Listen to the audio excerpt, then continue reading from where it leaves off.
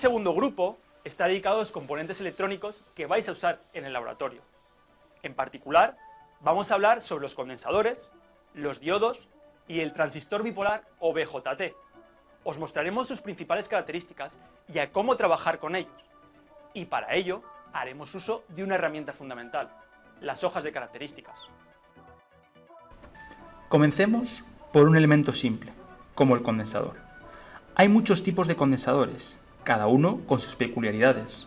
Podemos hablar de condensadores cerámicos, condensadores de poliéster, condensadores de mica o condensadores electrolíticos, bien de aluminio o de tantalio. Son estos últimos, los electrolíticos, los más utilizados y con los que más comúnmente vais a trabajar en el laboratorio. Y tienen una característica muy importante que debéis tener en cuenta. Tienen polaridad. ¿Qué quiere decir esto? Que no se puede conectar en cualquier sentido, como en el caso de la resistencia. ¿Cómo podemos determinar la polaridad de un condensador? Aquí se os muestra un ejemplo típico de un condensador electrolítico de aluminio. Conocer su polaridad es fácil, ya que son varios los indicativos que nos da el propio fabricante. Así, por ejemplo, el polo negativo está señalado por una banda de distinto color en la carcasa, que además cuenta con varios símbolos, como podéis ver en la figura. Además, como también podéis ver, las patas del condensador son de distinto tamaño. La pata corta, que está en el mismo lado que la banda de color en la carcasa, se corresponde con el polo negativo. Y la pata larga, el polo positivo. De modo que cuando vayáis a hacer cualquier montaje que implique el uso de condensadores electrolíticos, aseguraros bien de que hacéis correctamente las conexiones de acuerdo con la polaridad. Recordad, polo negativo a la pata corta o la correspondiente al lado de la banda coloreada, polo positivo a la pata larga. De lo contrario, el circuito no funcionará correctamente e incluso puede explotar. Y si bien no es peligroso, pues el recubrimiento está diseñado para amortiguarlo y solo veréis cómo se abomba y huele a quemado, os habréis quedado sin condensador y tendréis que pedir uno. El segundo de los componentes que vamos a usar es el diodo. Hay muchos tipos de diodo. Quizás el más conocido es el diodo LED, cuya principal aplicación es la de generar luz. Pero también existe otro tipo de diodos llamados rectificadores, cuya principal aplicación es la de rectificar una señal, tal y como conocéis de teoría. De hecho, son estos últimos los que vamos a usar durante el laboratorio, en particular el diodo 1N4007. Como bien sabéis, el diodo es un dispositivo semiconductor de dos terminales, llamados ánodo y cátodo. Lo primero, por tanto, a la hora de trabajar con el diodo es identificar cada uno de estos terminales. En la parte superior podéis ver el esquemático que todos conocéis de teoría y debajo el dispositivo real.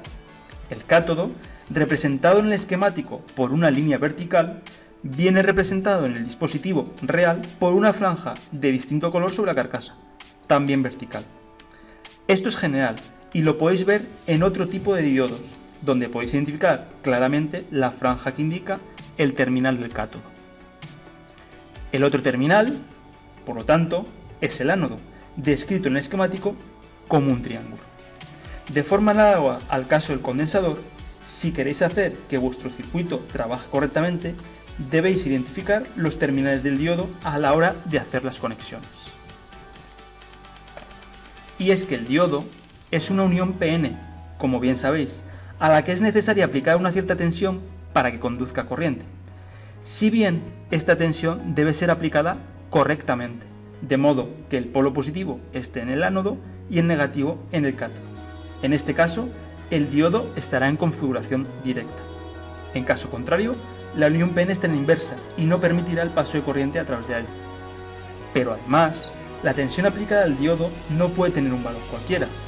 De hecho, si os acordáis de la curva característica de un diodo, este solo está en directa a partir de un valor conocido como tensión umbral.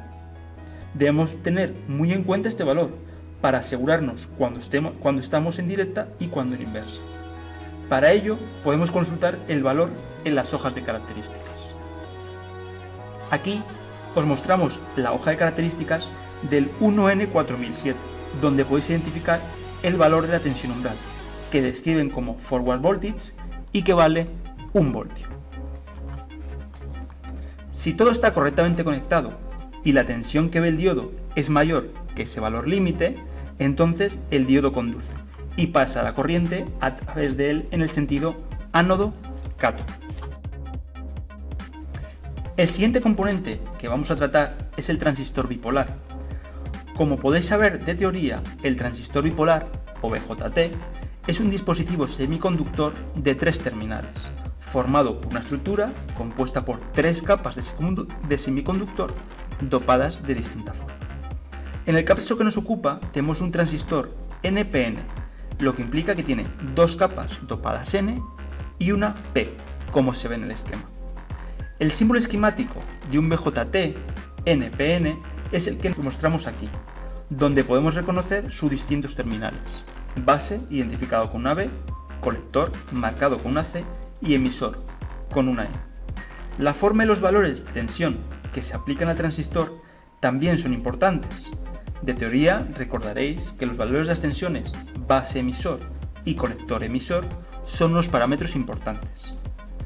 En un transistor NPN, las corrientes son tales que la corriente de base y de colector son entrantes, mientras que la corriente del emisor es saliente.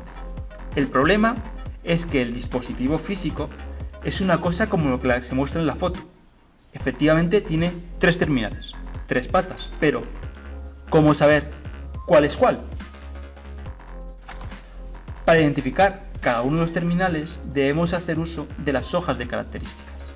En la primera página aparece un esquemático como el que estáis acostumbrados a ver, el dibujo de la izquierda, donde enumera cada uno de los terminales. Además, a la derecha, un dispositivo del dispositivo real con sus patas numeradas de la misma forma que en el esquema. De modo que, según este dibujo, si cogemos nuestro transistor con su cara plana hacia nosotros, tendremos que la pata de la izquierda es el colector, la del centro la base y la pata de la derecha es el emisor.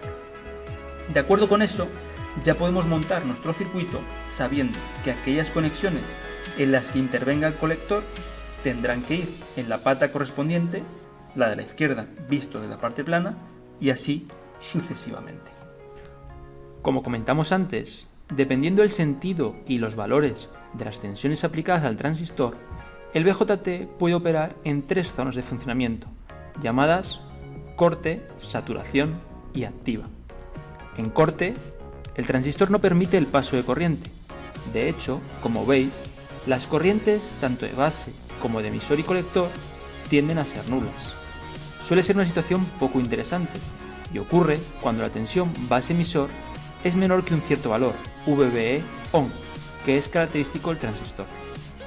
Si la tensión base-emisor supera este valor, VBE-ON, el transistor conduce. Si además la tensión colector-emisor es mayor que otro valor denominado tensión colector-emisor de saturación, o VCE-SAT, el transistor opera en régimen de zona activa. Este valor de la tensión es el segundo de los valores característicos del sistema. Es esta la zona de trabajo que más nos interesa para aplicaciones de amplificación como las que haremos en laboratorio, pues la corriente de colector es aproximadamente constante y guarda una relación directa con la corriente de base a través del parámetro beta, que es la tercera de las características del transistor. Por la contra, si la tensión VCE es menor que el valor de saturación, se dice que está en zona de saturación, y se presupone que las tensiones base-emisor y colector-emisor son iguales a los valores característicos VBE-ON y VCE-SAT. En este régimen de funcionamiento, la corriente de colector crece linealmente con la tensión colector-emisor. Por tanto, para caracterizar nuestro transistor BJT debemos conocer estos 3 importantes parámetros: la tensión base-emisor que hace que el sistema conduzca, la tensión colector-emisor de saturación y el beta o factor de amplificación del transistor. Estos parámetros podemos sacarlos fácilmente de las hojas de características. En la segunda página, una tabla nos muestra la ganancia, aquí la llama HFE en vez de beta, pero es equivalente. Como veis, nos da valores para varios tipos de transistores y para distintas condiciones. Dependiendo del modelo específico que estemos utilizando y de las condiciones, podremos usar uno u otro valor. Sobre todo, fijaros en el modelo y el valor de corriente de colector que esperáis tener. Además, nos da 3 columnas de valores que corresponden con los valores mínimo, típico y máximo respectivamente. Es el típico el que suele usarse para hacer los cálculos teóricos, y luego en el laboratorio podéis medir el beta de vuestro transistor en las condiciones de trabajo. El siguiente parámetro es la tensión colector-emisor de saturación. Como antes, nos da valores mínimos, máximos y típicos para varias condiciones. Tendréis que elegir uno de acuerdo a las condiciones de trabajo. Por último, aparece la última característica que nos interesa, la tensión base-emisor en on o en conducción, cuyo valor usual es de 0,7 voltios. ¿Cómo podemos medir el valor de beta de nuestro transistor experimental? Para un circuito básico, como el que se muestra en el esquema, podemos ver cómo habría que hacerlo. Fijado el valor de la tensión VCE y de las resistencias, tal que el transistor esté en zona activa, podemos calcular el factor beta como el cociente entre los corrientes de colector y de base. Medir la corriente de colector es fácil, pues solo es necesario medir la caída de tensión en RC y dividir por el valor de la resistencia, que también podemos medir con un multímetro. Un poco más de trabajo implica el medir la corriente de base, pero la podemos sacar fácilmente aplicando la ley de Kirchhoff en el nudo B, es decir, como la diferencia entre las corrientes que pasan por RB1 y RB2. Y con ello podemos obtener fácilmente el valor de beta en nuestro caso particular.